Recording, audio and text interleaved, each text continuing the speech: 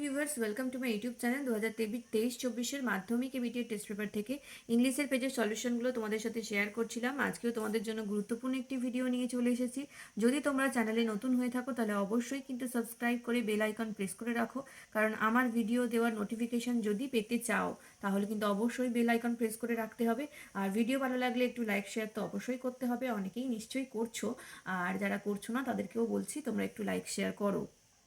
দেখো, আজকে আমি করাবো 802 নাম্বার পেজের গ্রামার সেকশন। এর আগে প্রত্যেকটা পেজ কমপ্লিট হয়ে গেছে। যদি না দেখে থাকো অবশ্যই এই ভিডিও ডিসক্রিপশন বক্স দেখো, সেখানে আমি লিঙ্ক দিয়ে দিয়েছি প্লেলিস্টের।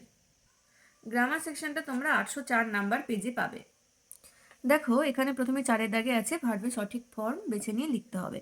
টুডে ইন্ডিয়া ড্যাশ ইন্ডিপেন্ডেন্ট, এটা হবে today India is independent, but once India was under the British rule.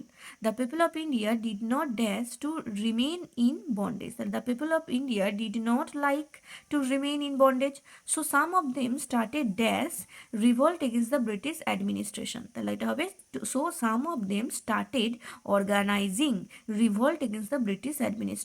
তাহলে প্রথমে এটা ইজ, তারপরে লাইক, তারপরে হবে অর্গানাইজিং। এবারে দেখো 5-এর দাগে article preposition. I have been asked dash the elders this village to write to you dash their behalf to draw your attention to dash deplorable state of public transport. It হবে I have been asked by the elders of this village to write to you dash their behalf.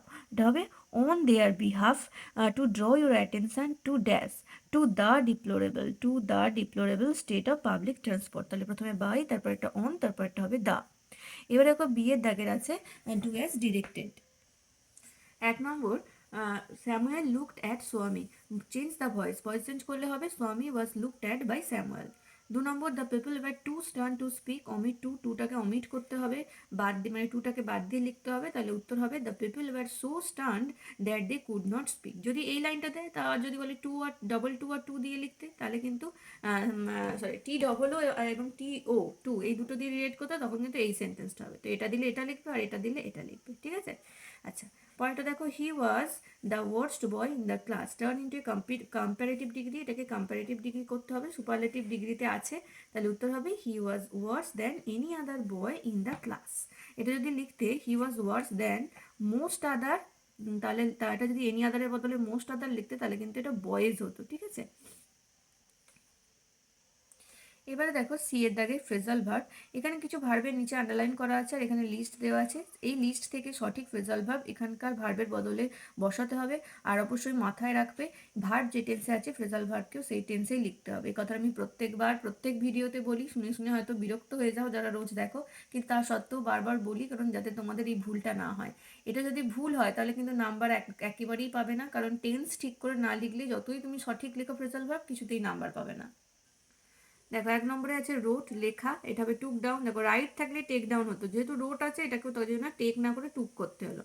তারপরে publish, প্রকাশ করা, bring out, এটা তো present টেন্সই আছে, এই জন্য এটাও একই হলো। তারপর হচ্ছে আন্ডারস্ট্যান্ড, বোঝা, এটা হবে মেক আউট। নেক্সট দেখো 6-এর দাগের যে প্রশ্নটা আছে সেটা অলরেডি আমি এই পেজের আনসারের ভিডিওর সাথে করিয়ে দিয়েছি। তোমরা যদি না দেখে থাকো ডেসক্রিপশন বক্সে দেখো লিঙ্ক দেওয়া আছে, সেখান থেকে দেখে নাও।